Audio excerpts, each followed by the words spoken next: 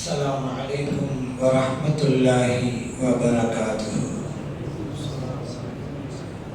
الحمد لله رب العالمين والصلاة والسلام على سيدنا محمد وعلى آله وصحبه أجمعين وما توفيقي إلا بالله لا حول ولا قوة إلا بالله العلي العظيم سبحانك لا علم لنا إلا ما علمتنا إنك أنت العليم الحكيم. கண்ணியத்திற்குரிய பெரியோர்களே, அன்பார்ந்த சகோதரர்களே, ஆசியாவின் ராஜா, அஜ்மீரின் ரோஜா, ஹவாஜா முஹைனுத்தீன் சிஷ்தி ரலியல்லாஹு அன்ஹு அவர்கள் மறைந்த புனித மாதம் இந்த ரஜபு மாதம். இந்த மாதத்திலே அவர்களை நாம் நினைவு கூறியாக வேண்டும். காரணம், இறைத்தூதர் ஸல்லல்லாஹு அலைஹி வஸல்லம் அவர்கள் கூறினார்கள், உதுகுரு மஹாசின மௌதாக்கும், உங்களில் முன் சென்றவர்களுடைய நல்லவைகளை நினைவு கூறுங்கள். அபூ தாவூதிலே, திர்மிதியிலே பதிவு செய்யப்பட்ட ஹதீஸ். அந்த வகையிலே அஜ்மீர் நாயகம் ரலியல்லாஹு அன்ஹு அவர்களையும் நினைவு கூற வேண்டியது நமக்கெல்லாம் கடமை. காரணம், இன்றைக்கு நமக்கு இஸ்லாம் கிடைத்ததென்றால் அவர்களை போன்ற இறைநேச செல்வர்கள் மூலமாகத்தான். அந்த இறைநேசர்கள் இல்லையானால் இன்றைக்கு நமக்கு இஸ்லாம் இல்லை, நம்மிடம் குர்ஆன் இல்லை, நாம் வணங்குவதற்கென்று இந்த பள்ளிவாசல் எல்லாம் இல்லை. இதுவெல்லாம் நமக்கு கிடைத்தது இறைநேசர்களால் தான். இஸ்லாம் இன்றைக்கு உலகம் முழுவதும் தலைத்திருக்கிறது என்றால் எப்படி தலைத்தது? எல்லா ஊர்களுக்கும் சஹாபா பெருமக்கள் போனார்களா? இல்லை அல்லவா? சஹாபா பெருமக்கள் போனது ஒரு சில இடங்கள் தான். ஆனால் இன்றைக்கு உலகம் முழுவதும் இஸ்லாம் பரவி இருக்கிறது, விரவி இருக்கிறது. எப்படி பரவியது? இறை நேசர்களால் தான் பரவியது. அப்படியானால் ஒரு மனிதன் மறுமையில் வெற்றி பெற வேண்டுமானால் இஸ்லாம் என்கின்ற உயர்ந்த மார்க்கம் அவனுக்கு வேண்டும். அந்த மார்க்கம் நமக்கு கிடைத்தது இறை நேசர்களால் என்றால் அவர்களை நினைவு கூற வேண்டியது நமக்கெல்லாம் கடமை இல்லையா? கடமை. அந்த அஜ்மீர் நாயகம் ரலியல்லாஹு அன்ஹு அவர்கள் மக்களுக்கு மத்தியிலே பல்வேறு அறிவுரைகளை வழங்கினார்கள். அஜ்மீர் நாயகம் ரலியல்லாஹு அன்ஹு அவர்கள் கண்மணி நாயகம் ஸல்லல்லாஹு அலைஹி வஸல்லம் அவருடைய புனித குடும்பத்தை சார்ந்தவர்களாக இருக்கிறார்கள். இமாம் ஹசன் ரலியல்லாஹு அன்ஹு அவருடைய பாரம்பரியத்தில் வருகிறார்கள். இமாம் அஜ்மீர் நாயகம் ரலியல்லாஹு அன்ஹு அவர்கள் இந்த நாட்டிலே, இந்தியாவிலே அவர்கள் இஸ்லாத்தை பரவ செய்தார்கள். அதற்காக அவர்கள் சில அற்புதங்களையும் நிகழ்த்தினார்கள், அறிவுரைகளையும் வழங்கினார்கள். இறைவன் அவர்களுக்கு கொடுத்த செல்வத்தை மற்றவர்களுக்கு அள்ளி கொடுத்தார்கள். அவர்களுக்கு இறைவன் கொடுத்த கல்வியை மற்றவர்களுக்கெல்லாம் சொல்லிக் கொடுத்தார்கள். அவர்களுடைய அறிவுரைகள் அனந்தம் உண்டு. அவற்றில் ஒரு சிலவற்றை உங்களுக்கு நான் கூறலாம் என்று விளைகின்றேன். அஜ்மீர் நாயகம் ரலியல்லாஹு அன்ஹு அவர்கள் கூறினார்கள், இறைவனை அடைய வேண்டும் என்கின்ற விருப்பம் உனக்கு இருக்கிறதா? அப்படியானால் நீ படைப்புகளுக்கு சேவை செய் என்றார்கள். இறை படைப்புகளுக்கு பணியாற்ற வேண்டும். அப்பொழுதுதான் இறைவனை அடைய முடியும். இறை படைப்புகள் என்று வருகின்ற போது மனிதர்கள் என்று மட்டும் நீங்கள் கருதி விடாதீர்கள். மற்ற விலங்கினங்கள், பறவைகள், மீன் வகைகள், தாவர இனங்கள், இவைகள் எல்லாமே இறைவனுடைய படைப்புகள் தான். எல்லாவற்றுக்குமே நாம் பணியாற்ற வேண்டும், சேவை செய்ய வேண்டும். மனிதன் படைக்கப்பட்டது எதற்குங்க? மற்றவர்களுக்கு சேவையாற்றுவதற்கு தானே. இறைவன் குர்ஆனிலே சொன்னான் அல்லவா, குன்தும் கைர உம்மத்தின், நீங்கள் மிகச்சிறந்த சமுதாயம். மிகச்சிறந்த சமுதாயம் என்கின்ற பெயர் எதனால் உங்களுக்கு கிடைத்தது? இறைவன் அடுத்து சொன்னான், உஹ்ரிஜத்தில் என்னால், நீங்கள் படைக்கப்பட்டதே மற்றவர்களுக்காகத்தான் என்றான். நீங்கள் படைக்கப்பட்டது மற்றவர்களுக்கு சேவையாற்றுவதற்கு என்றால் இந்த படைப்பின் நோக்கம் பிறருக்கு நாம் பணியாற்றுவது, சேவை செய்வது. அப்படியானால் பிறருக்கு நீங்கள் பணியாற்றுங்கள், சேவை செய்யுங்கள், அதன் மூலம் இறைவனை அடையுங்கள் என்கிறார்கள் அஜ்மீர் நாயகம் ரலியல்லாஹு அன்ஹு அவர்கள். இறைவனுடைய படைப்புகளுக்கு நாம் உதவி செய்தால் அது இறைவனுக்கு உதவி செய்தது போலதான். ஒரு ஏழைக்கு நாம் உதவி செய்தால் அங்கே இறைவனை காண முடியும். இறை படைப்புக்கு நாம் ஏதாவது உதவி செய்தால் அங்கே இறைவனை நம்மால் காண முடியும். எப்படி தெரியுமா? நபி ஸல்லல்லாஹு அலைஹி வஸல்லம் அவர்கள் சொல்லி காட்டுகிறார்கள். மறுமையிலே நடக்க போகிற ஒரு விவரத்தை சொல்லி காட்டுகிறார்கள். மறுமையில எல்லாரும் குழுமி இருக்கும் போது அல்லாஹ் ஒருவரை கூப்பிடுவான், இங்க வாப்பா, இப்ப அந்த மனிதனே இங்க வா அப்படின்னு சொல்லிட்டு, மரித்து உலகத்தில் இருக்கும் போது நான் நோயாளியா இருந்தேன், பணம் தாழ்தனி, என்னை உடல்நலம் விசாரிக்க நீ வரைய வைப்பான். அதுக்கு அந்த ஆள் சொல்லுவாரு, இறைவனே கைஃப, நீ எப்படி நோயாளியாக இருப்பாய்? நான் எப்படி உன்னை உடலம் விசாரிக்க வருவேன்? அந்த ரப்பல் ஆலமீன் அகிலத்தையே படைத்து பரிபாலிப்பவன் நீ, உனக்கு நோயா? உனக்கு நான் உடலம் விசாரிப்பதா என்று ஆச்சரியத்தோடு கேட்பாரு. அல்லாஹ் சொன்னா, இந்த நோயாப்பட்டிருந்தாரா? ஆமா. அவரை நீ உடல்நலம் விசாரிக்க போனியா? இல்ல. அங்க நீ போயிருந்தா, அவரை உடல்நலம் விசாரிக்க போயிருந்தா, அங்க என்ன தனப்பா நீ பார்த்திருப்பே என்று அல்லாஹ் தஆலா சொல்லுவான். ஒண்ணு. அடுத்து இன்னும் தொடர்கிறது ஹதீஸ். அல்லாஹ் உன்னோட கூப்பிடாங்க, வாப்பா, உலகத்துல உன்கிட்ட நான் சாப்பாடு கேட்டேன்ல, நீ சாப்பாடு தரலையே. அவன் சொல்லுவான், இறைவனே உனக்கு ஏது பசி, உனக்கு ஏன் சாப்பாடு, உனக்கு எப்படி சாப்பாடு நான் தர முடியும்? அந்த ரப்பல் ஆலமீன் நீ அகிலத்தையெல்லாம் படைத்து பரிபாலிப்போன் ஆற்றே அப்படின்னு இவர் சொல்லுவாரு. அப்ப அல்லாஹ் சொல்லுவான், இந்த ஆள் உன்கிட்ட சாப்பாடு கேட்டாரா? ஆமா. அவருக்கு நீ சாப்பாடு கொடுத்தியா? இல்ல.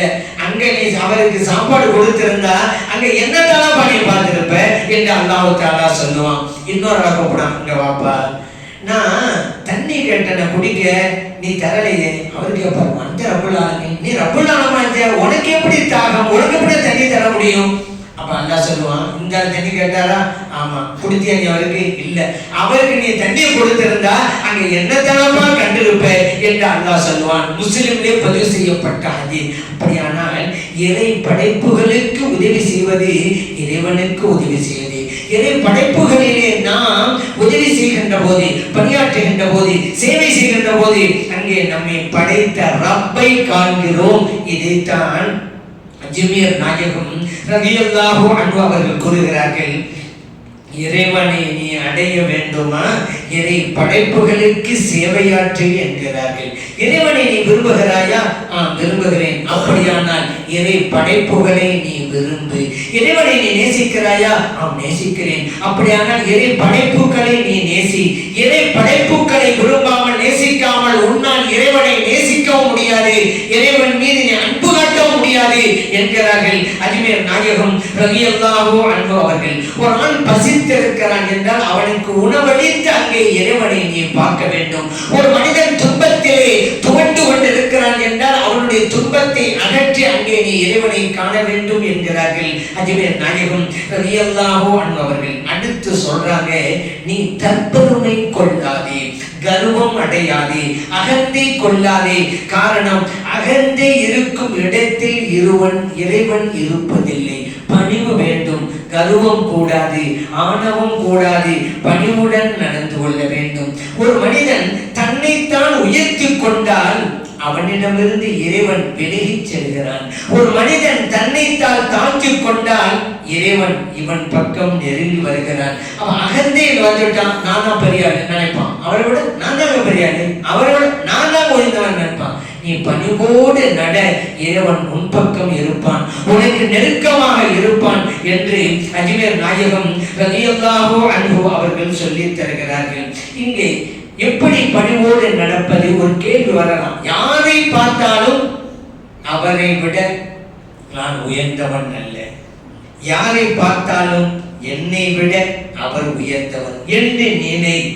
எப்படிங்க நினைக்கிறது? கல்விக்கடல் இமாம் கஸ்ஸாலி ரஹ்மத்துல்லாஹி அலைஹி அவர்கள் சொல்லி காட்டுகிறார்கள், நீ ஒருவரை பார்க்கிறாய் என்றால் உன்னை விடவும் வயதிலே மூத்தவராக இருப்பார் அல்லது உன்னை விடவும் வயதிலே இளையவராக இருப்பார். ரெண்டு ஒண்ணுதான். நீ வயதிலே மூத்தவரை பார்த்தால் என்ன தெரியுமா நினைக்கணும்? அவர் வயதுக்கு எவ்வளவு இபாதத் நல்வணக்கங்கள் செய்திருப்பார், ஆனால் என் வயதுக்கு நான் குறைவாகத்தானே செய்திருப்பேன். குறைவான வணக்கம் செய்த என்னை விட நிறைந்த வணக்கம் செய்த அவர்தான் என்னை விட உயர்ந்தவர் என்று நினை. நீ ஒருவரை பார்க்கிற, உன்னை விட வயதிலே சிறியவன் என்று வைத்துக்கோ. அப்ப நீ அவன் பார்த்த உடனே நினைக்கணும், அவன் வயசுக்கு பாவம் கம்மியா தானே செஞ்சிருப்பான், ஆனா என் வயசுக்கு எவ்வளவு பாவம் செஞ்சிருப்பேன். நிறைய பாவம் செய்த என்னை விட குறைந்த பாவம் செய்த அவன் தான் என்னை விட சிறந்தவன். அப்படி நினைப்பா.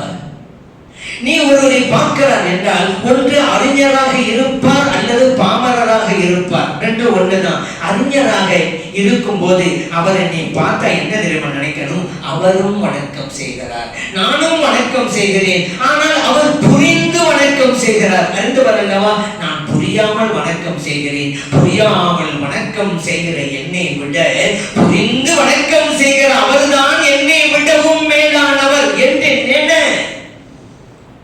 ஒரு பாமரனை பார்த்தேன்னு வச்சுக்க, அப்ப என்ன மன்னிக்கணும், அவனும் பாவம் செய்யறான், நானும் பாவம் செய்யறேன். ஆனா அவன் பாமரன் தெரியாம பாவம் செய்யறான், ஆனா நான் தெரிந்தே பாவம் செய்கிறேன் அல்லவா. தெரிந்து பாவம் செய்கிற என்னை விட தெரியாமல் பாவம் செய்கிற அவன் எவ்வளவோ மேலானவன் என்று நினை. இப்படி சொல்லி தருகிறார்கள் இமாம் கஸ்ஸாலி ரஹ்மத்துல்லாஹி அலைஹி அவர்கள். அதனால எப்பொழுதுமே நான் நான் என்று இருக்கக்கூடாது. நான் என்று ஒன்று இருந்தால் அங்கே இறைவன் இல்லை. நான் வெளியேறினால் அங்கே இறைவன் வெளிப்படுவான். நான் மறையை கற்றவனா ஞானி இல்லை, தன்னுள் நான் மறைய கற்றுக்கொண்டவனே ஞானி என்று சொன்னாங்கல்ல. நான் மறையை கற்றுக்கொண்டவன், 4 மறைகளையும் வேதங்களையும் கற்றுக்கொண்டவன் எல்லாம் ஞானியாகிவிட முடியாது. தன்னுள் நான் மறைய வேண்டும். நான் என்கின்ற கர்வம் மறைய வேண்டும், நான் என்கின்ற அகந்தை மறைய வேண்டும், நான் என்கின்ற ஆணவம் மறைய வேண்டும். அப்படி மறைந்தால், தன்னுள் நான் மறைந்து விட்டால் அதுதான் ஞானம். அப்படி மறைந்தவன் தான் ஞானி என்று சொல்லி காட்டுவாங்க. அதனால நான் என்று இருக்கக்கூடாது. அதான் ஒரு இளைஞர் சொன்னாங்க, அன்றும் தேடினேன் இன்றும் தேடுகிறேன், அன்றும் தேடினேன் இன்றும் தேடுகிறேன், அன்று இறைவனை தேடினேன் இன்று என்னை தேடுகிறேன். நான் நானாக இருந்த போது இறைவனை தேடினேன், இறைவன் யாரென்று புரிந்த போது என்னை தேடுகிறேன். நான் எங்கே? அப்ப நான் என்ற இறைவனை பார்க்க முடியாது. நான் என்பது உணர்ங்க, அங்கே இருப்பது இறைவன், இறைவனோட ஒளி, அதை நீங்கள் உணர வேண்டும். அது நான் இருந்தா ஒண்ணும் போக முடியாது. 2 பேரு பேசிக்கிட்டே இருந்தாங்க. ஒரு ஆள் சொன்னாரு, நான் தான் சொர்க்கம் போவேன். அவர் சொன்னாரு, இல்லை இல்ல நான் தான் சொர்க்கம் போவேன். 2 பேசிட்டு அந்த வழியா ஒரு ஆள் போனாரு, நீங்க 2 பேரும் போக முடியாது, நான் போனால் போகலாம் அப்படின்ட்டாரு. உங்க 2 பேரும் கோபம் தெரியல, நாங்க போக மாட்டோம், நீ போறியா சொர்க்கத்துக்கு? இல்லப்பா, நீங்க 2 பேரும் பேசும்போது நான் சொன்னீங்களா, நான் தான் போவேன், நான் தான் போவேன். இந்த நான் என்று இருக்கிற வரைக்கும் உங்களால் போக முடியாது சொர்க்கத்துக்கு. இல்ல நீங்க சொல்லிக்கொண்டிருந்தீங்கல்ல நான் அந்த நான் போக வேண்டும், அப்பதான் நீங்க சொர்க்கம் போகலாம். நான் என்ன பத்தி சொல்லல, நான் போனால் போகலாம் தான் என்னையா சொன்ன? இல்ல, உங்கள்கிட்ட இருக்கிற அந்த நான் போனால் சொர்க்கம் போகலாம் என்று. நான் என்கின்ற உணர்வு இருப்பது அவனிடம் தற்பெருமை இருப்பதனுடைய அடையாளம். அது இதைத்தான் அஜ்மீர் நாயகம் ரலியல்லாஹு அன்ஹு அவர்கள் சொல்லி காட்டுகிறார்கள். நீ பணிவோடு நடக்க வேண்டும், அகந்தை கொள்ளாதே என்கிறார்கள். அடுத்து சொன்னாங்க, பிறரை நீ நேசிக்கிறேன் என்று சொல்லியல்ல, அவர்களை மன்னிக்க வேண்டும் என்கிறார்கள். பிறரை மன்னிப்பதுதான் இறை நேசம். பிறரை மன்னிக்கும் மனம் இறைவனின் குணம். எல்லாம் சொல்றாங்க, எல்லாத்தையும் மன்னிச்சிருவோம்ப்பா, சிறுக்கு மட்டும் தான் மன்னிக்க மாட்டேன், வேற எல்லாத்தையும் மன்னிப்பேங்கிறாங்க. இன்னல்லாஹ லா யக்பிரு அன் யுஷ்ரக பிஹி வ யக்பிரு மா தூன ஸாலிக லிமன் யஷா. இணை வைப்பை இறைவன் நிச்சயமாக மன்னிக்க மாட்டான். இணை வைப்புன்னு சொன்னா இன்னைக்கு இறைவனுக்கு உருவம் உண்டு என்று சொல்லிக் கொண்டிருக்கிறார்கள் வஹாபிகள். அதை விட ஷிர்க் வேற எதுவுமே கிடையாது. இறைவனுக்கு உருவமா? இறைவனுக்கு கையா? இறைவனுக்கு காலா? அந்த காலத்து அபூ ஜஹலுடைய கொலைக்கும் இந்த வஹாபிகள் கொலைக்கும் என்ன வித்தியாசம் இருக்கிறது? உருவ வழிபாடு தானே மக்களுக்கு காபிர்களுக்கு இருந்தது. இன்னைக்கு வஹாபிகள் இறைவனுக்கு உருவம் உண்டு என்று சொல்கிறார்கள் என்றால் இவர்களிடம் உருவ வழிபாடு இருக்கிறதா இல்லையா? இதுதான் பச்சை ஷிர்க். அல்லாஹ் சொல்றான், ஷிர்க்க மன்னிக்க மாட்டேன், மற்ற பாவங்களா தான் நாடி உங்களுக்கு மன்னிப்பேங்கிறான். யக்பிரு மா தூன ஸாலிக லிமன் யஷா, நாடியவர்களுக்கு. அதனால பிறரை மன்னிங்க. இன்னொன்னு, மன்னிக்கணுங்கிறத எப்படியெல்லாம் இறைவன் நம்மளை தூண்டுறா தெரியுமா? அலா துஹிப்பூன ஐ யக்ஃபிரல்லாஹு லக்கும், உங்களை அல்லாஹ் மன்னிக்க வேண்டும் என்று நீங்க விரும்ப மாட்டீங்களா? இல்ல கேட்கலாம். இப்ப நம்ம எல்லாம் பாவம் செய்யணும், அல்லாஹ் மன்னிக்கணும்னு விரும்புறோமா இல்லையா? எவ்வளவு பெரிய பாவம் செஞ்சாலும். ஆனா சில பேர் இவ்வளவு பெரிய பாவம் செஞ்சுட்டே அல்லாஹ் மன்னிப்பானா நினைக்கிறவங்க இருக்கிறாங்க, அறியாமனால. யாராவது இப்ப நினைச்சாலும் வச்சுக்கிறங்க, அப்படி நினைப்பதுதான் பெரிய பாவம். இவ்வளவு பெரிய பாவம் ஆயிடுச்சு. அப்படி அண்ணா மன்னிப்பானாட்டா இப்ப இறைவன் மன்னிப்பது என்பது இறைவனுடைய அருள். உங்களுடைய பாவத்தை விட இறைவனுடைய அருள் சிறுமையாகிவிட்டதா, குறைந்து போய்விட்டதா? இறைவனுடைய அருளை விட உங்கள் பாவம் பெரியதாகிவிட்டதா? எவ்வளவு பெரிய பாவமா இருந்தாங்க, அல்லாஹ் மன்னிப்பா நம்பிக்கை வைங்க. இணை வைப்பை தவிர, அதை ஞாபகத்துக்கு ஷிர்கை தவிர. அதைத்தான் அல்லாஹ் சொல்றான், நீங்க தப்பு பண்ணா நான் மன்னிக்கணும்னு விரும்புறீங்களா இல்லையா? விரும்புறீங்கல்ல. உங்களுக்கு யாராவது தப்பு பண்ணா நீங்க மன்னிக்கங்க. நீங்க தப்பு பண்ணா நான் மன்னிக்கணும். ஆனா உங்களுக்கு யாராவது தப்பு பண்ணா நீங்க மன்னிக்க மாட்டீங்க. ஏன்னா உங்களுக்கு ஒரு வழி எனக்கு ஒரு வழியா என்று இறைவன் கேட்கிறார். இதைத்தான் பிறரை மன்னிப்பது என்பது இறைவனுடைய குணம்.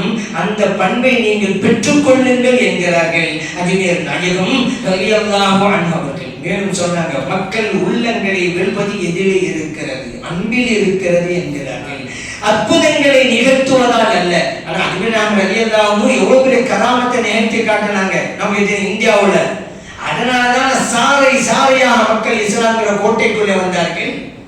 வரலாற்று ஆசிரியர் ஆழ்நாட்டு சொல்கிறாரே, 90 லட்சம் பேர் இஸ்லாத்திற்கு வந்தார்கள் அஜ்மீர் நாயகம் ரலியல்லாஹு அவர்கள் மூலமாக. தனி நபர்களின் மூலமாக இவ்வளவு பேர் இஸ்லாத்திற்கு வந்தார்கள் என்பது வரலாற்றிலே இவர்கள் தான், தனி நபர்களாக. மற்றவங்க எல்லாம் இவங்க ஒரு அனுப்பி வச்சிருப்பாங்க, அவங்க மூலம் இஸ்லாத்துக்கு, இன்னொரு இடத்துக்கு அனுப்பி வச்சிருப்பாங்க, இவங்க மூலம் இஸ்லாத்துக்கு, அப்படி இருக்கும். தனி நபராக தானாக நேரடியாக இருந்து இஸ்லாத்திற்கு கொண்டு வந்தார்கள். இந்த எண்ணிக்கையில அஜ்மீர் நாயகம் ரலியல்லாஹு அந்த அவங்க வாழ்ந்த போது 90 லட்சம் பேர். இன்னைக்கு அந்த 90 லட்சம் பேர் எவ்வளவு பெரிய மக்கள் தொகை. இன்னைக்கு 150 கோடின்னு சொல்றோம் அல்லவா? அப்போலாம் எத்தனை கோடி? 50 கோடி கூட இருக்காது. அந்த காலத்துல அப்படி. அப்ப அவர்கள் அன்றைக்கு 90 லட்சம், இன்றைக்கு எத்தனையோ கோடிகள் அஜ்மீர் நாயகம் ரலியல்லாஹு. அப்ப அவர்கள் நினைத்து பார்க்க வேண்டுமா வேண்டாமா? ஆகவேதான் நினைத்து பார்க்க. அதே போல அவர்கள் சொன்னார்கள், அஜ்மீர் நாயகம் ரலியல்லாஹு அவர்கள், இறை ஞானம் என்பது ஏட்டிலே இல்லை, நூல்களில் இல்லை, பண்பிலே உள்ளது என்றார். நூல்களை படித்து மட்டும் இறை ஞானத்தை பெற முடியாது. உன்னிடம் இருக்கிற அன்பிலும் அடக்கத்திலும் உயர்ந்த பண்பிலும் தான் நீ இறை ஞானத்தை பெற முடியும் என்கிறார்கள். 8 சுரக்காய் கடிக்கு உதவாதப்பா, அவன் படிச்சிருக்கான், அன்பு இல்லை, பண்பு இல்லை, என்ன பிரயோஜனம்? கழுதைக்குடைய முதுகுல மூட்டை மூட்டையா கிதாபுகளை கட்டி சுமந்தாச்சு வச்சுக்கிறோங்க. அவ்வளவு கல்வி ஞானம் அந்த கழுதைக்கு குதிரைக்கு மேல இருக்கு. ஏன்னா புரோஜனம் இருக்கு அந்த கழுதைக்கு. சரி, தன்னிடம் இவ்வளவு கல்வி இருக்கிறது என்ன தெரியுமா அந்த கழுதைக்கு? நீங்க உப்பு மூட்டையை வச்சாலும் ஒண்ணுதான், கிதாபு மூட்டையை வச்சாலும் ஒண்ணுதான் அந்த கழுதைக்கு. அப்போ கல்வின்னு வெறும் கல்வி அல்ல, உயர்ந்த பண்பு, பண்பாடு, அடுத்தவரை மதிக்கின்ற குணம் வேண்டும். சில பேருக்கு குணம் அதிகம் ஆய்வுமாங்க, எல்லாரையும் அவன் இவன் திட்டுறது. இதா அது ஒன்றும் சொல்லாம இருக்கலாம? அவன் ஆய்வாளரான், குணாதி ஆய்வாளரான், அவன் அப்படிங்கிறது என்னங்க? இதுதான் இந்தாப்பா இறை ஞானம் பண்பிலே இருக்கிறது, மதிப்பிலே இருக்கிறது, மரியாதையில் இருக்கிறது என்று சொல்லி தருகிறார்கள். மேலும் அஜ்மீர் நாயகம் ரலியல்லாஹு உயர்ந்த ஒரு கருத்தை சொன்னார்கள். என்ன தெரியுமா? கரை புரண்டோடுகிற நதியின் ஆர்ப்பாட்டம் எல்லாம் கடலிலே கலக்கிற வரைதான். கடலிலே கலந்து விட்டால் அமைதி பெறுகிறது. ஆத்தங்கர ஓரத்து பார்த்தா போகும், எவ்வளவு வேகமா சத்தத்தோட ஓடிக்கிட்டே இருக்கும் அந்த ஆறெல்லாம். நீங்க நின்று பார்த்தா தெரியும். கடல்ல கலந்துட்டா சைலன்ஸ். அப்படித்தான் ஒரு மனிதன் அரைகுறை ஞானத்தோடு இருப்பான். அவன் நிறை ஞானத்தை பெறுகின்ற போது இறைவனை அடைந்து விடுகிறான், மௌனத்தை கடைபிடித்து விடுகிறான். இறைவனை அடைகிற வரைக்கும் தான் ஆட்டம் பாட்டம் பண்ணலாம்.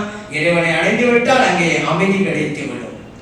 காரணம், ஞானம் அப்படிங்கிறது ஒரு மௌனத்தின் அடையாளமாகத்தான் இருக்கும். ஒரு ஆள் மௌனமா இருக்காங்கன்னா ஞானம் இருக்கும். சும்மா அறுவரையா இருக்காது, ஆட்டிட்டு அவனுக்கு தெரியாதுங்க, இவங்களுக்கு தெரியாதுங்க, புராதிசம் புரியாதுங்க, எங்களுக்கு தானே தெரியும்.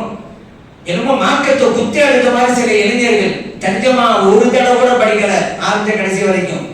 புகாரி தமிழாக்கத்தை ஒரு தடவை கூட படிக்கல ஆரம்ப கடைசி வரைக்கும். உடனே எல்லாம் தெரியுமா? 7 வருடங்கள் மதரசாவில் சேர்ந்து தன்னுடைய வாழ்க்கையை அர்ப்பணித்து கல்வி கற்ற உலமா பெருமக்களுக்கு தெரியாதான் உங்களுக்கு தெரியுமா? இதை விட ஒரு அகந்தை இதைத்தான் அவனுக்கு எல்லாமே. இந்த அகந்தை கூடாது, இந்த அகந்தை இருக்கிற வரைக்கும் மேலே போகவே முடியாது அப்படின்ட்டாங்க. பணிவு வேணும், இன்னும் தெரிய வேண்டும், இன்னும் தெரிய வேண்டும், பணிவு வேணும். யாரும் சொல்லுவாங்க, குறை குடம் கூத்தாடி நிறைகுடம் தழும்பாது. ஒரு அமைதியா இருக்கிறாங்கன்னா ஞானம், அலட்டிக்கிட்டே இருக்கிறாங்கன்னா அப்படித்தான். ஆகவேதான் எப்பொழுதுமே உங்களுக்கு நான் சொல்லிக் கொள்கிறேன், நீங்கள் எப்பொழுதுமே வெறும் பாத்திரமாக இருங்கள், காலி பாத்திரமாக நீங்கள் இருங்கள். அப்பதான் யாராவது கொடுத்தா அந்த பாத்திரத்துல உங்களால வாங்க முடியும். இல்ல நீங்க அந்த பாத்திரத்தை நிரப்பிட்டீங்கன்னு வச்சுக்கிறீங்க. இந்த சில பேர் மாதிரி எனக்கு எல்லாம் தெரியுமே பாத்திரத்தை நிரப்பிட்டாரா, மற்றவர்கள் சொன்னா இவர் எப்படி வாங்குவாரு, இவர் தான் பாத்திரத்தை நிரப்பி வச்சிருக்கிறாரு, மற்றவங்க சொல்ல எங்க போகும். ஆகவே நான் ஒரு அறிஞனின் இடத்திற்கு நீங்கள் சென்றால் எங்கே உங்களது செருப்பை கலட்டி வைக்கிறீர்களோ அங்கேயே உங்களுடைய அறிவையும் சேர்த்து கலட்டி விட்டு உள்ளே போங்க. வெறும் பாத்திரமா போங்க. அப்ப அவர் சொல்றதை நீங்க எடுத்துக்கொள்வீங்க. எல்லாம் தெரிந்து போய் உட்கார்ந்து அவர் சொல்றதை எப்படி வாங்குவீங்க நீங்க? ஆகவேதான் கல்வி ஞானம் வர வர அமைதி அவருக்கு கிடைக்கும். மௌனம் ஞானத்தின் அடையாளம் அல்லவா? எனக்கு தெரியாதுன்னு நினைக்கிற வரைக்கும் உங்களுக்கு கல்வியின் வாசல் திறக்கப்பட்டு கொண்டே இருக்கும். எனக்கு தெரியும் எப்ப நினைச்சீங்களோ கல்வியின் வாசல் மூடப்பட்டு. நான் அறிந்தவன் என்று ஒருவன் நினைத்தால் அவன் அறியாதவன், நான் அறியாதவன் என்று ஒருவன் நினைத்தால் அவன் அறிந்தவன். ஏங்க அவன் தான் எனக்கு தெரியாதுங்கிறானே, அவனை போய் நீங்க அறிந்தவனுங்கிறீங்களே. நீங்க கேட்கலாம், ஆமாங்க எனக்கு தெரியாதுன்னு அவன் நினைக்கிறான் பாருங்க, அப்படியானா அடுத்த நாள் அவன் தெரிந்து கொள்ள வாய்ப்பு இருக்கிறது. அவனுக்கு தெரியாது நினைக்கிறான்ல, அடுத்த நாள் தெரிவான், அடுத்த வாரம், அடுத்த மாதம், அடுத்த வருடம் கூட தெரிவதற்கு வாய்ப்பு இருக்கிறது. அவன் தெரியாது நினைச்சதுனால. ஆகவே அவன் அறிந்தவன் தான். நான் அறிந்தவன் நினைச்சிட்டான், இனி அவ்வளவுதான், தெரிஞ்சு நினைச்சிட்டான், இனி தெரிவதற்கு வாய்ப்பு இல்லை. அதனால்தான் சொல்லுவாங்க, மனிதர்கள் 4 வகைகள் இருக்கிறார்கள். ஒரு வகை தெரியும், தனக்கு தெரியும் என்பது தெரியும். இரண்டாவது வகை தெரியும், தனக்கு தெரியும் என்பது தெரியாது. மூன்றாவது வகை தெரியாது, தனக்கு தெரியாது என்பது தெரியும். நான்காவது வகை தெரியாது, தனக்கு தெரியாது என்பதும் தெரியாது. இதுதான் ஆபத்து. தெரியாம இருக்கிறது ஒண்ணு தப்பு இல்லைங்க. எல்லாம் தெரிந்தவர்களும் இல்லை, எதுவுமே தெரியாதவர்களும் இல்லை இந்த உலகத்தில். எல்லாருக்கும் கொஞ்சம் கொஞ்சம் அவங்க அளவுக்கு தெரியதான் செய்யும். ஆனா தெரியாமல் பிரச்சனை இல்லை, தனக்கு தெரியாது என்பதும் தெரியாமல் இருக்கிறாங்க, இதுதான் ஆபத்து. அவன் இனிமே கல்வியை கற்றுக்கொள்ள வாய்ப்பு இல்லையே. ஏன்? தனக்கு தெரியாது என்பதே தெரியாமல் இருக்கிறாங்க. அரபு மொழியிலே ஜஹலம் முழக்கமும் இருக்குது. 2 வகை. அப்படி சில பேர் இன்னைக்கு இருக்கிறார்கள். ஆங்கிலம் சொல்றாங்க, மௌனமாக இருங்க, அலட்டிக்கிட்டு இருக்காருங்க, மற்றவங்க சொல்லி கேளுங்க, எல்லாத்தையும் நினைக்காதுங்க. மௌனம் ஞானத்தின் அடையாளம். இறைநேசர் அப்படித்தான், அவர்கள் இறைவோடு பேசுவார்கள். மௌனம் ஒரு மொழிதான். மௌன மொழியா? அரபியிலே பேசினால் அரபி மொழி என்கிறோம், தமிழிலே பேசினால் தமிழ் மொழி என்போம், ஆங்கிலத்திலே பேசினால் ஆங்கில மொழி என்போம். ஒரு மௌனமாக இருந்தால் அது இறைவனின் மொழி. ஒருவன் அமைதியாக இருந்தால், மௌனமாக இருக்கிறான், அவன் இறை சிந்தனையிலே இருக்கிறான்.